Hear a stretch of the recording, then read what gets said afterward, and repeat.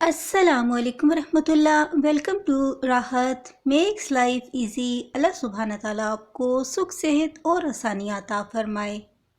After delivery C section हो या फिर नॉर्मल, दोनों सूरत में बॉडी में कैल्शियम की शदीद कमी वाक़या हो जाती है और आपको बहुत ज़्यादा वीकनेस महसूस होती है। आज मैं आपके लिए एक ऐसी रेसिपी लेकर आई हूँ जिसे खाकर आपको मज़ा आ जाएगा। इसमें ज़्यादा घी भी यूज़ नहीं किया गया, जिससे आपका वज़न भी नहीं बढ़ेगा और इसे खाने के बाद आपको इतना मज़ा आएगा कि सब चीज़ें छोड़कर आप इसे बार बार बनाएंगे और सिर्फ इसे ही खाते रहेंगे। इससे आपका पेट भी भरा रहेगा, जिसे खाने से ना सिर्फ आपकी सेहत अच्छी रहेगी बल्कि दूध भी ज़्यादा बनेगा और बच्चे की सेहत भी बहुत अच्छी हो जाएगी। इसलिए इसे बिल्कुल भी मिस ना करें और कंप्लीट वीडियो को देखें। चलें फिर से जल्दी से बनाना स्टार्ट करते हैं।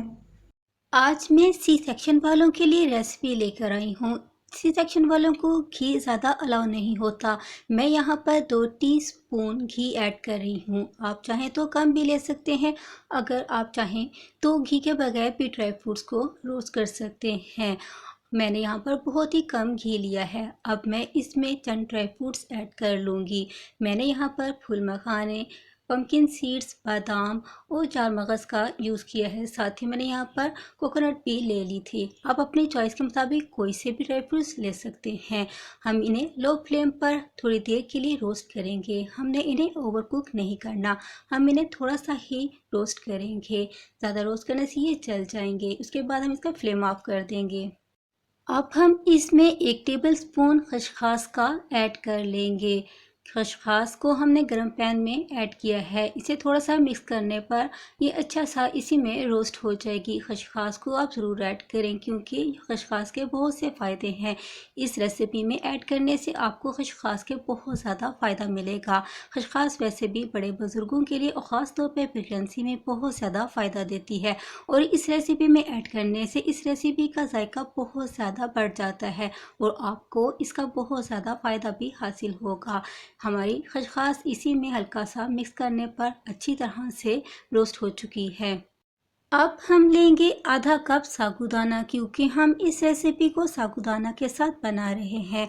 आप चाहें तो इस साबूदाना को इसी तरह से ड्राई फॉर्म में ही कुक करने के लिए यूज़ कर सकते हैं, मगर मैं यहाँ पर इसे पानी में थोड़ी देर के लिए डिप करके रखूँगी। पानी में डिप करने से हमारा साबूदाना अच्छी तरह से फूलकर नरम हो जाएगा।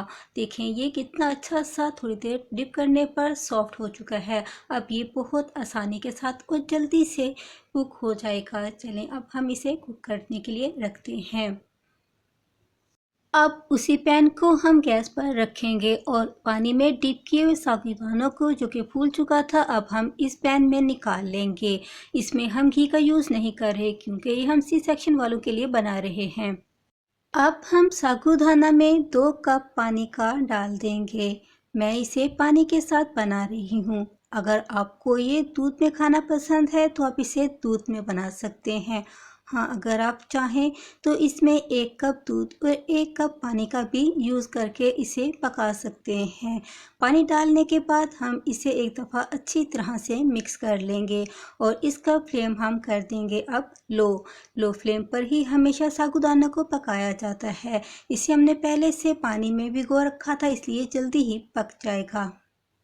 साबूदाना को पकते हुए दरमियान में भी आप इसे एक दफ़ा चेक कर सकते हैं। अगर रिक्वायरमेंट हो तो आप इसमें थोड़ा सा पानी ऐड कर सकते हैं ताकि ये इसके पेंदे में ना चिपके। ज़्यादा पानी इसमें ऐड नहीं करेंगे, थोड़ा थोड़ा पानी ऐड कर लेंगे ताकि वो इसमें अच्छी तरह से जज्ब हो जाए और ये पेंदे में भी ना लगे और ये आसानी के साथ सॉफ्ट हो सके। हम इसे जब देखेंगे कि ट्रांसपेरेंट हो चुका है तो ये हमारे साबूदाना के पकने की निशानी होती है। साबूदाना जब ट्रांसपेरेंट हो जाता है तो ये अच्छी तरह से कुक हो चुका होता है। अब इस सॉफ्ट साबूदाना में मैं 100 ग्राम गुड़ को ऐड कर रही हूँ। मीठा आप अपने टेस्ट के मुताबिक कम या ज़्यादा कर सकते हैं। चीनी के मुकाबले में गुड़ बहुत ज़्यादा फ़ायदा देता है और इस कंडीशन में तो गुड़ वैसे भी बहुत ज़्यादा मुफीद होता है। इसे हम इसमें अच्छी तरह से मिक्स कर लेंगे। गुड़ डालने से इसका टेस्ट भी बहुत ज़्यादा अच्छा हो जाता है और ये देखने में भी बहुत ही अच्छा लगता है। गुड़ के इस्तेमाल से ये रेसिपी बहुत ज़्यादा हेल्दी हो जाएगी। गुड़ खाने से एक तो हाजमा भी अच्छा रहता है, दूसरा इस रेसिपी में इसे ऐड करने से साबूदाने का टेस्ट बहुत ज़्यादा अच्छा हो जाता है। मैंने गुड़ को लो फ्लेम पर इसके घुल जाने तक अच्छी तरह से इसमें मिक्स कर लिया है। आपको मेरी ये रेसिपी कैसी लग रही है मुझे कमेंट में ज़रूर बताइएगा। अगर अच्छी लगे ज़्यादा से ज़्यादा लाइक और शेयर करें। चैनल पर फर्स्ट टाइम है तो प्लीज़ चैनल को ज़रूर सब्सक्राइब कर लें। बेल आइकॉन को भी प्रेस रखें ताकि आप मेरी ऐसी मज़े मज़े की रेसिपीज़ तक आसानी पहुंच सकें और फिर आप उन्हें बनाएं और उनसे भरपूर फ़ायदा हासिल कर सकें। अब हम इसमें डाल देते हैं ये सारे ड्राई फ्रूट्स जो हमने पहले से रोस्ट करके रखे हुए थे। इससे ज़्यादा आपको इस रेसिपी में कुछ और नहीं करना। देखें हमने कितनी आसानी से और कम वक्त में इस रेसिपी को तैयार किया है। इसके अलावा ना तो कुछ इसमें जाएगा और ना ही आपको ज़्यादा मेहनत करनी पड़ेगी। बस इसे हम इसमें अच्छी तरह से मिक्स कर लेंगे तो ये हमारी रेसिपी अच्छे सा रेडी हो चुकी है। अब ये खाने के लिए बिल्कुल तैयार है। इसे आप खाकर फ़ायदा हासिल कर सकते हैं और एनर्जी को बहाल कर सकते हैं। अगर आप सी सेक्शन के बाद अकेले हैं और अकेले में अपना ख्याल खुद रख रहे हैं तो ऐसे में आप अकेले ही इस रेसिपी को आसानी के साथ तैयार कर सकते हैं। इसमें ज़्यादा मेहनत बिल्कुल भी नहीं है।